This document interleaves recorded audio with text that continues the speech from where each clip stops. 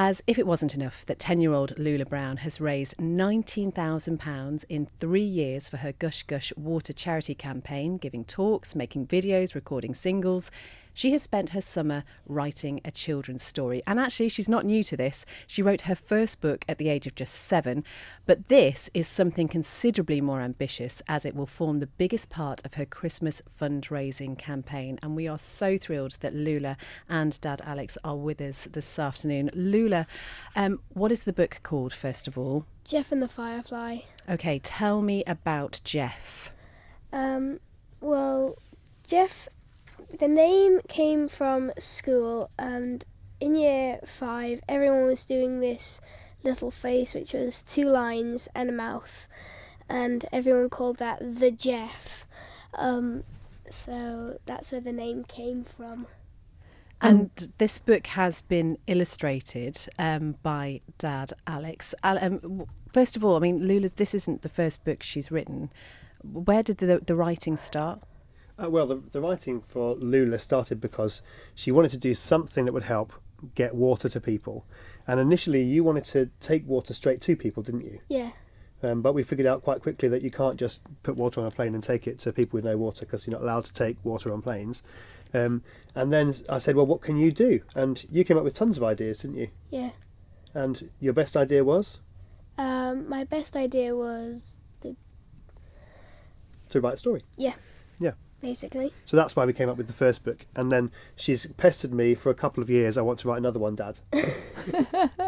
And you have done. And actually the story itself is inspired by a story you were telling me off air. Just tell us about the story that inspires this book. It's called The Starfish Story, which is where a little boy goes onto a beach and sees half the beach covered with stranded starfish, and he decides to make a difference by picking them up and throwing them in the water. So that's what he does, until a man comes along and says one person can't make a difference. But the boy disagrees and picks one up, throws it into the sea and says, well, I bet it made a difference to that one. So I think that was really inspiring.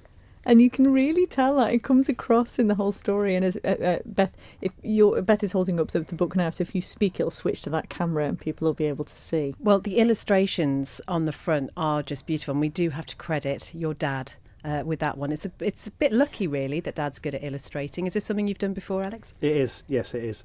But Lula was very, very particular and clear with how she wanted the illustrations to be. So the front cover, for instance, right in the back of the book, there's her initial drawing of what she wanted that to look like.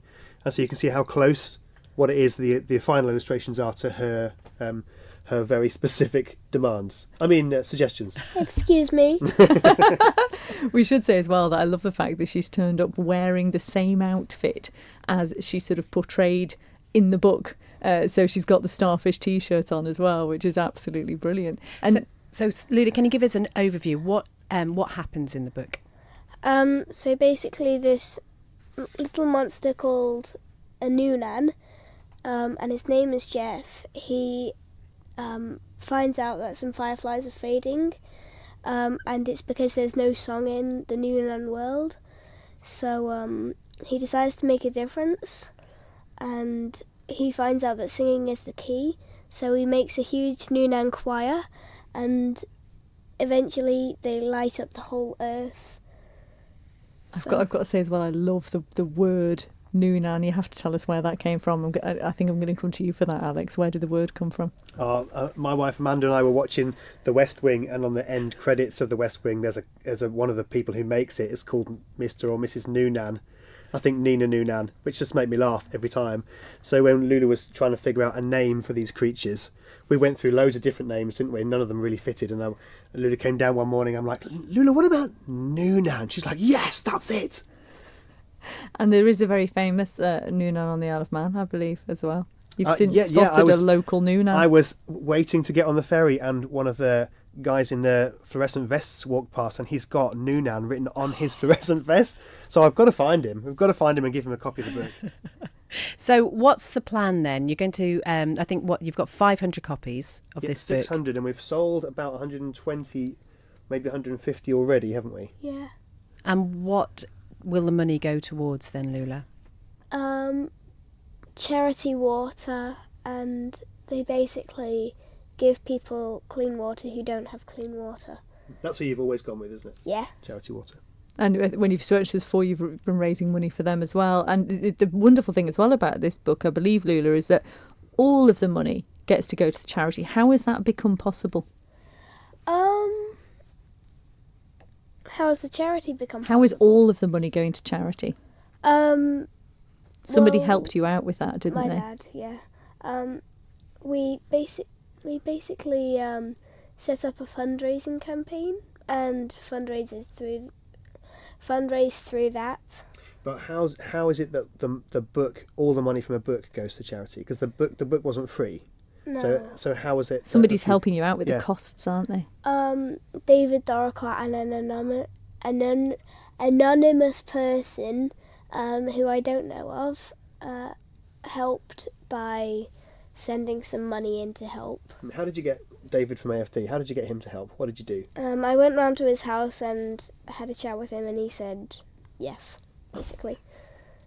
So tell us how the process worked then, because it was the pair of you worked on this together, didn't you? But Yeah. I think, did the original ideas, were they all sort of from you, Lula, and then you sort of had to tell your dad, or how did it work? Yeah, that's basically it. So I had ideas, then I gave them to my dad, and he altered them into the way that I would, but a bit better, I would say. So we came up with the whole storyboard first, didn't we? Yeah. And how did we get the length of the book? What did you do to figure out how many pages it should be?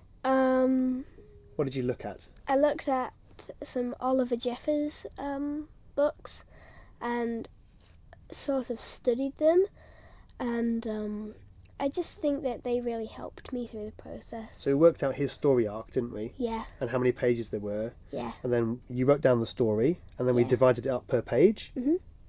And then we had the story. So there were some key lines you wanted. yeah. Can you remember the key lines? You said it's got to be in, this line's got to be in, Dad. One person can't make a difference, And then, and one person can make a difference. yeah, ta-da.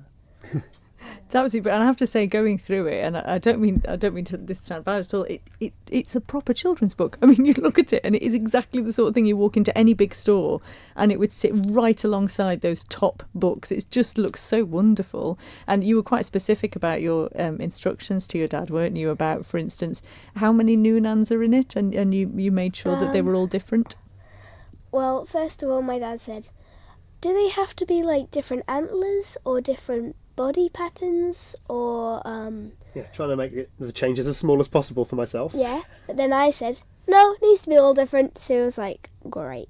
Pretty much, yeah. It is just beautiful, as Christy was saying, and the perfect story length as well. It's absolutely, which is just ideal for anybody wanting a Christmas present for their child. And what's the aim with this then? I mean, you've obviously, Lula, are always thinking about other people, thinking about how you can help and support people. But what is it you want this book to achieve? I just wanted to achieve a lot, really. What have you put in the back? In the back, I've made sure that there's bonus features, and so all you have to do is flick to the back pages, and there are some blank pages with lines that you can write your own project in. And there's another bonus features which I'm going to save for you to look at when you buy the book. Oh, crafty. Yeah, they are crafty as well. And you've raised, as we said at the start, you've raised £19,000 already. And Yeah. and that was when up to the age of 9, you've raised £19,000 over 3 years. Can you give us some idea as to what some of that money's gone towards so far then? So far it's gone to people in Uganda and Bangladesh. So I've helped change the lives of 2 wells in Uganda. So that's about... The first one was, I think, 827 people, and the second one was 534 people. So that's where I was when I was 7. But then I did a few more, and I fully funded one water project in Bangladesh, and I saved 800 people from having dirty water. So And all of that added together, we did the sums last night in preparation for coming here, so we hadn't really put it all together before. And we found out how many people's lives has that changed then, Lula? 2,161 people. So then we hopped on the census. I found out a place on the Isle of Man that was similar to more people than live in the whole of Port St Mary. That's incredible. And it comes right back to the overarching message of this story that you've written, which is that one person absolutely can make a difference, because you, even at the age of 7, were helping nearly 1,000 people, and now you've helped 2,161 people. That's one little Lula has helped all of those people. Absolutely incredible. We've had a message in from David who says, great to hear Lula, in brackets, and Alex. I will be ordering a few copies, though he's already got the link open on his web browser. Where can people get this book? What's the website, Lula? The website is www.jeffandthefirefly.strikingly.com. Wonderful. And which shops can they buy it in?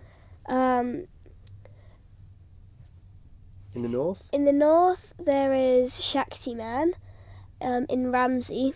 Down south, there is Mantons.